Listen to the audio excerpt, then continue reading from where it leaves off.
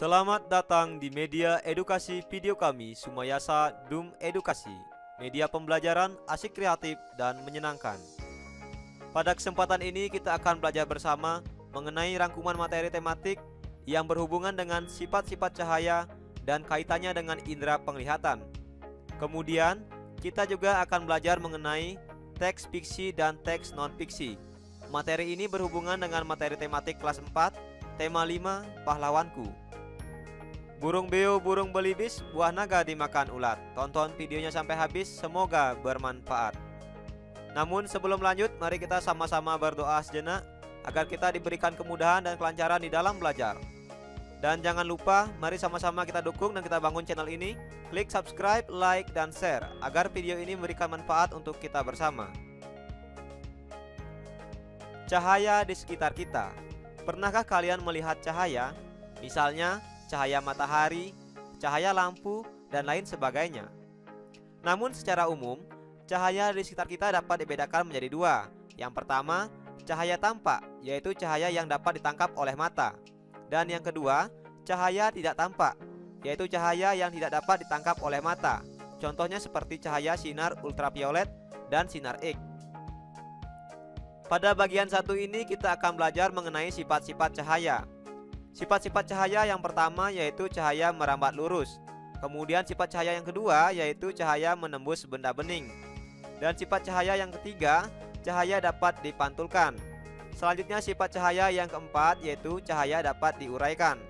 Dan sifat cahaya yang kelima yaitu cahaya dapat dibiaskan.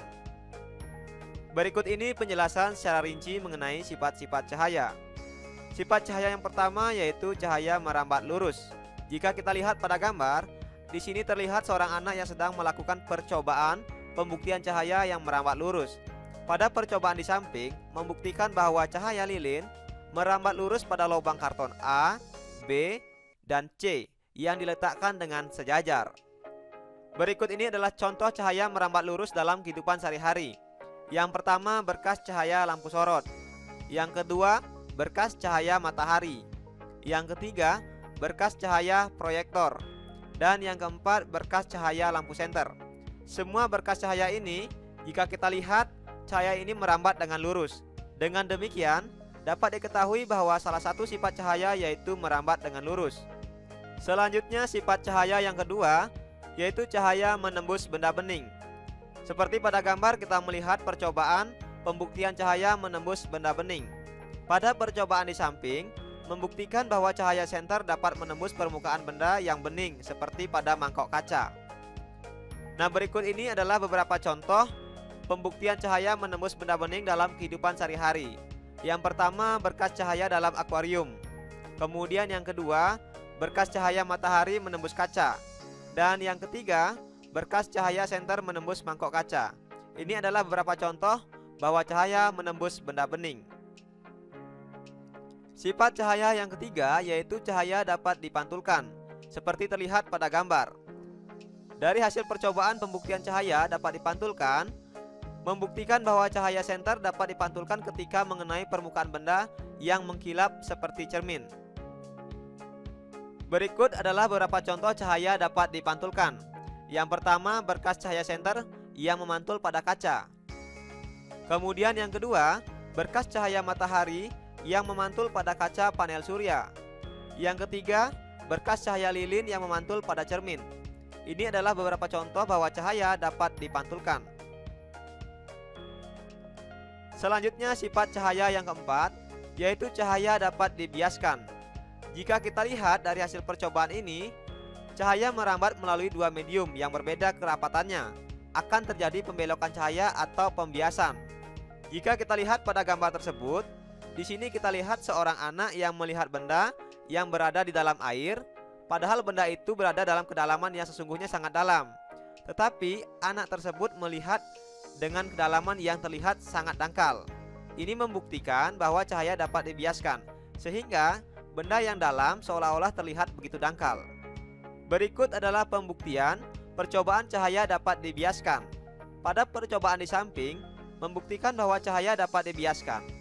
Ketika sebuah pensil dimasukkan ke dalam gelas yang berisi air, akan tampak seolah-olah pensil tersebut terlihat patah. Percobaan ini membuktikan bahwa cahaya dapat dibiaskan. Contoh lain bahwa cahaya dapat dibiaskan misalnya pada ikan yang berada di akuarium. Di sini terlihat ikan dengan kedalaman yang sesungguhnya. Ketika dilihat oleh mata, kedalaman ikan yang terlihat yaitu posisi ikan terlihat lebih dangkal jika dilihat dari atas permukaan air. Nah, ini membuktikan bahwa cahaya dapat dibiaskan. Selanjutnya sifat cahaya yang kelima yaitu cahaya dapat diuraikan. Cahaya putih yang dilewatkan oleh benda-benda tertentu akan mengalami penguraian warna. Nah, di sini ada beberapa contoh percobaan pembuktian cahaya dapat diuraikan.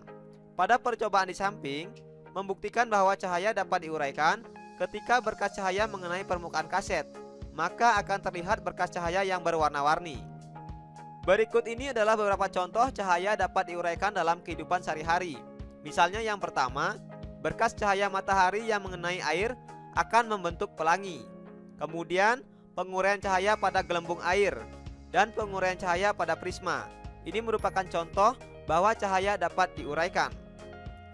Selanjutnya pada bagian ini kita akan belajar mengenai pemantulan cahaya.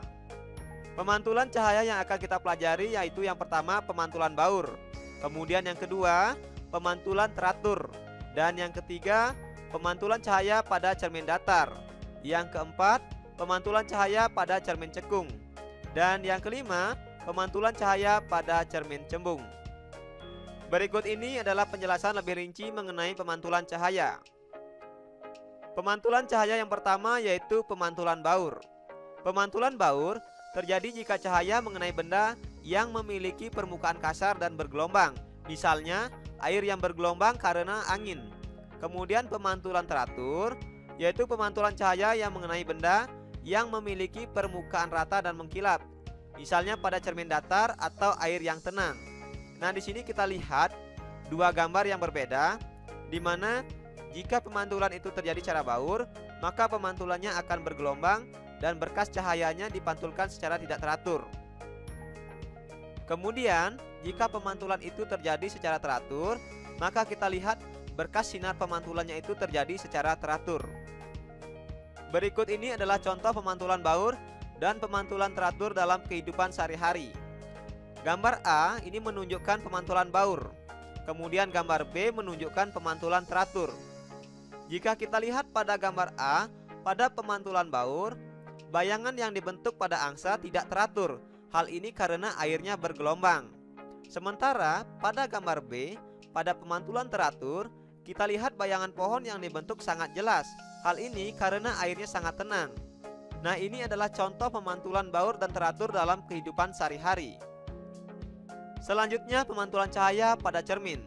Pemantulan cahaya pada cermin ada tiga. Yang pertama pemantulan cahaya pada cermin datar, kemudian pemantulan cahaya pada cermin cekung, dan pemantulan cahaya pada cermin cembung. Mari kita lihat sifat bayangan yang terbentuk dari hasil pemantulan dari ketiga cermin berikut. Yang pertama yaitu sifat bayangan yang terbentuk pada cermin datar. Ada beberapa sifat bayangan yang terbentuk dari pemantulan cermin datar. Yang pertama, bayangannya bersifat tegak dan maya.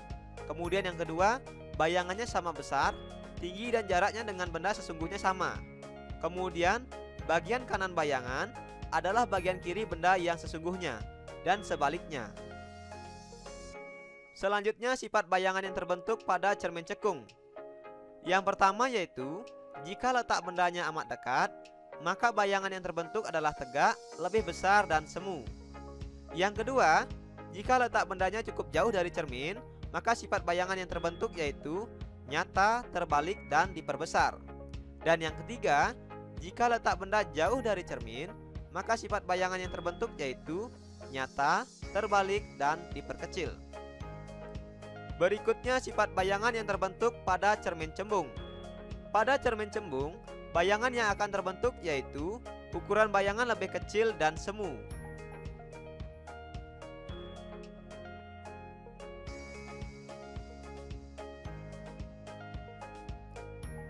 Selanjutnya kita akan belajar mengenal teks fiksi dan teks non-fiksi. Teks fiksi adalah cerita atau karangan dari hasil imajinasi pengarang atau seseorang terhadap suatu keadaan. Misalnya pada cerita mengenai belalang dan semut, kancil dan buaya. Cerita ini merupakan cerita fiksi karena cerita ini dibuat berdasarkan hasil imajinasi pengarang atau seseorang terhadap suatu keadaan. Sedangkan teks non-fiksi yaitu cerita atau karangan berdasarkan kejadian nyata atau suatu peristiwa yang pernah terjadi. Misalnya cerita mengenai Jenderal Sudirman dan Bandung Lautan Api. Cerita ini dibuat berdasarkan kejadian nyata atau peristiwa yang memang benar-benar terjadi. Sekarang kita akan melihat contoh teks non-fiksi yang berjudul Bala Putradewa Raja Kerajaan Sriwijaya. Bala Putradewa menjadi kerajaan Sriwijaya sekitar tahun 850 Masehi. Pada saat pemerintahan Raja Bala Putradewa, kerajaan Sriwijaya mencapai puncak kejayaannya dalam bidang ekonomi, pendidikan, dan kebudayaan. Jika kita lihat dari peta, kerajaan Sriwijaya ini terletak di Pulau Sumatera. Bala Putradewa berjuang membangun armada laut yang kuat. Tindakan itu bertujuan supaya jalur pelayaran wilayah Sriwijaya menjadi aman. Banyak pedagang merasa aman ketika singgah. Peningkatan ekonomi diperoleh dari pembayaran upeti, pajak maupun keuntungan dari hasil perdagangan. Dengan demikian, Sriwijaya berkembang menjadi kerajaan yang besar dan makmur. Selanjutnya, dari teks non-fiksi ini, kita diminta untuk membuat peta pikiran mengenai Raja Bala Putradewa.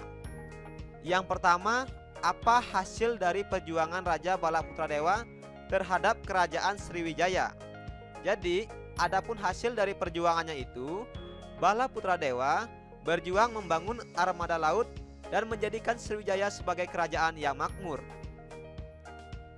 Selanjutnya, pertanyaan kedua, jelaskan hal-hal yang akan terjadi jika Bala Putradewa tidak memimpin Sriwijaya.